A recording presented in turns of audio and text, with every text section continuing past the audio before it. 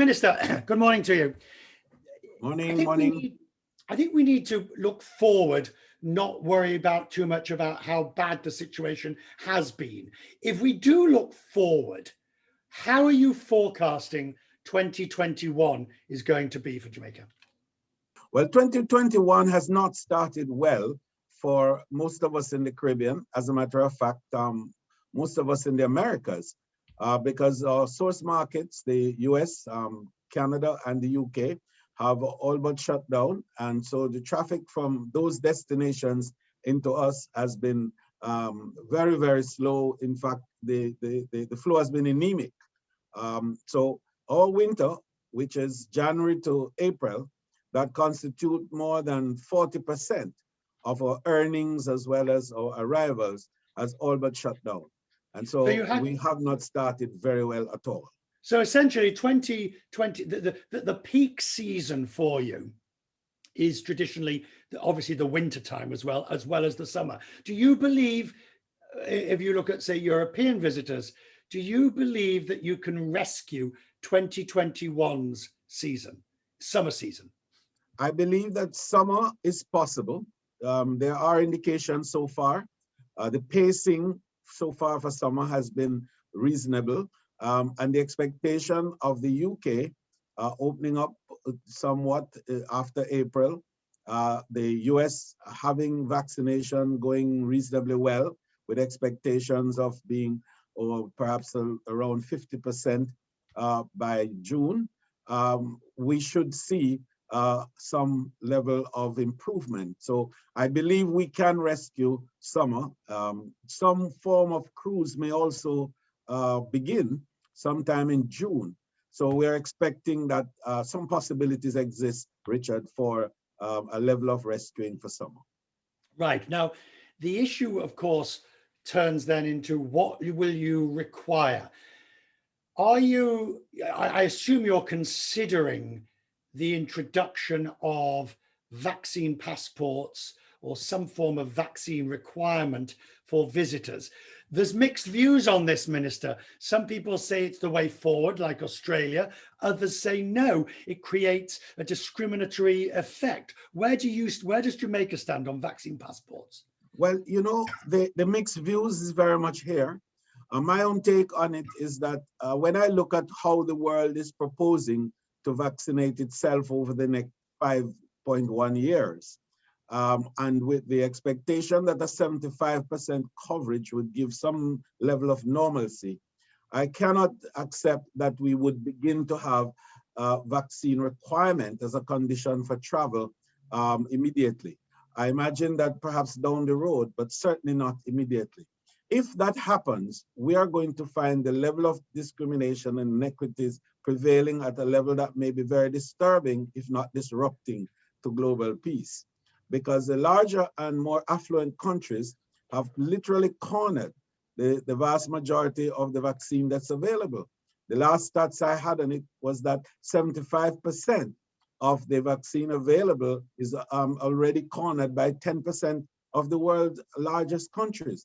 Where that leaves small countries such as ours, and particularly those that are highly tourism dependent, like the Caribbean and the Philippines and the Maldives and so on, is in a state where we're going to be left behind.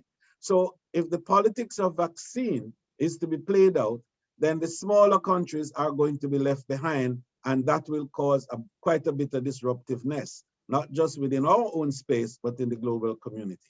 Yeah, my take on the matter, therefore, is perhaps testing should continue, and negative test requirement for entering the countries could be a way forward.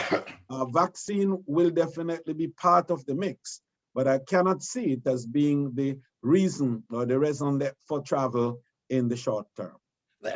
But you're in a difficult place here, aren't you? Because on the one hand, your own people, your citizens, you don't want a vaccine requirement, a vaccination passport requirement, because you want them to be vaccinated as well, and you don't want the economy to suffer. But your main tourism comes from those countries that are highly vaccinated, and those countries may, the people in those countries may demand that they only go to places that require other tourists to be vaccinated. So you're caught in the middle. Yes, indeed. You're quite right. And that's part of the concern. And diplomacy has to be engaged here, Richard, where we have to look at how do we have a balance.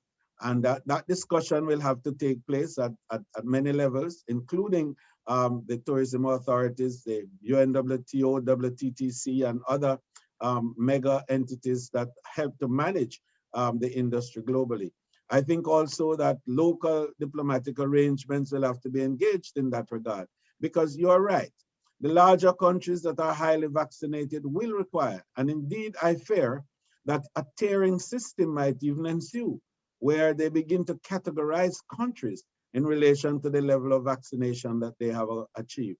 And that would be, I think, devastating for us, particularly those who continue to suffer.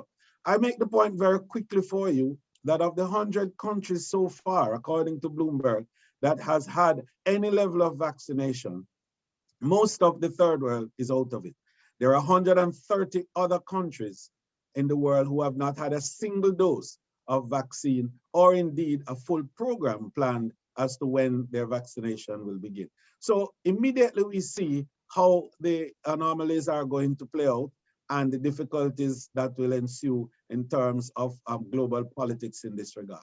We've got the Global Travel and Tourism Resilience Council, which is creating and curating various sessions and events, including this one, to pull together the issues that we're learning around crises. How can this council be looking at, I mean, it's eminent members, self-included.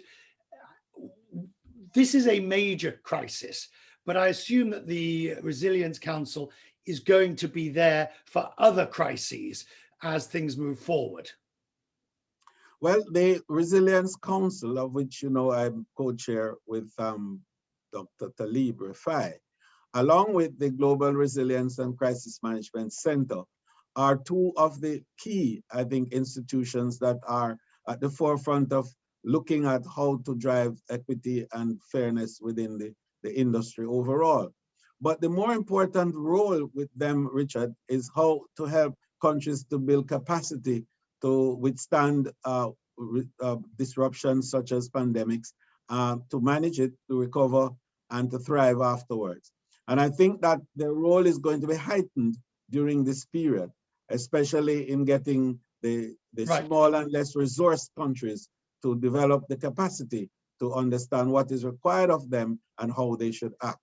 But I think finally they have to create a stronger voice, and they will have to collaborate with a number of other global networks to ensure a better understanding of what is required of everybody, but more so to develop within them the capacity to act and the will to act, because that is going to drive the necessary action that will enable resources to be had.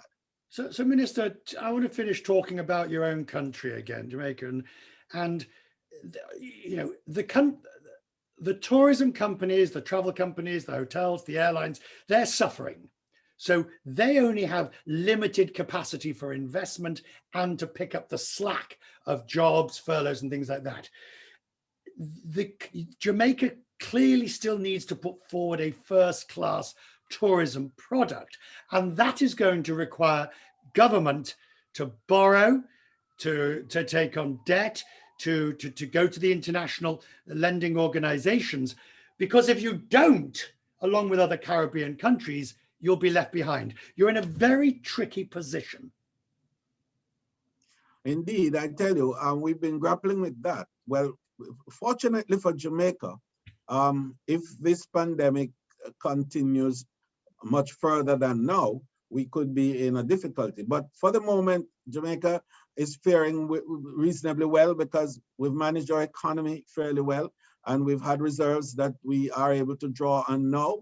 And we were able to create stimulus packages that have enabled the industry to sort of hang on, if you will. But you're right, we would very well have to go to multilateral sources for support. But the good news, if there's any that we could draw on, is that Jamaica continues to have very favorable investment responses. Only last week, I had to meet with a large group out of Europe looking at new properties here in Jamaica. The investors who are building new rooms are still on track to build, and those who are expanding are also still expanding. So far for us, we haven't lost the appetite for investment, but I can't say that to be the same for all of the Caribbean areas. So you're absolutely right. The Caribbean leaders will have to go to dig deep and find multilateral partners and to create also very favorable climate for investment, which will result perhaps in a number of concessionary arrangements that would put back their own revenue development programs, but will create jobs, and that will be good for the future development of the region. Minister, you have Jamaica Cares, which is a sort of a suite of policies designed for what?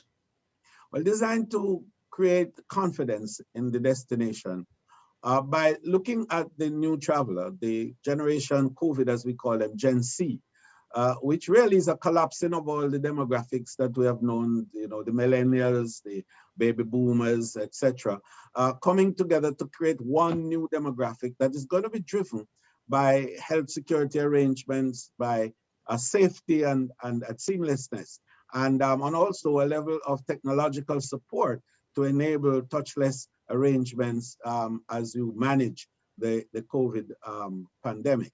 And so Jamaica has developed this suite of policies and strategies to ensure that the visitors who come to Jamaica are safe, secure, and as protected as is possible from any vaccine. From any spread of the disease.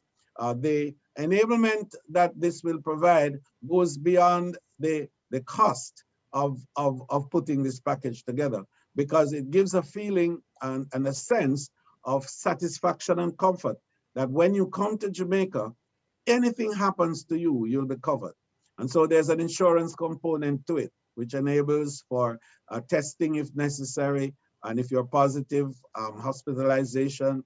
If you are asymptomatic, you can be isolated if you wish, but you'll be enjoying all the wonderful assets that are still available to us through what we have called the elegant, resilient corridor, which is our bubble to ensure that you are removed from the rest of the infection possibilities in the wider community. So the plan is basically to say to people, if you've got it, you'll be treated.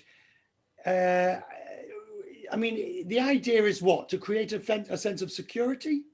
Yes, beyond security too, but also to create a cost-effective way of ensuring that you enjoy your vacation, and the event that anything happens to you, you're secure and you don't have to find additional resources to cover your costs.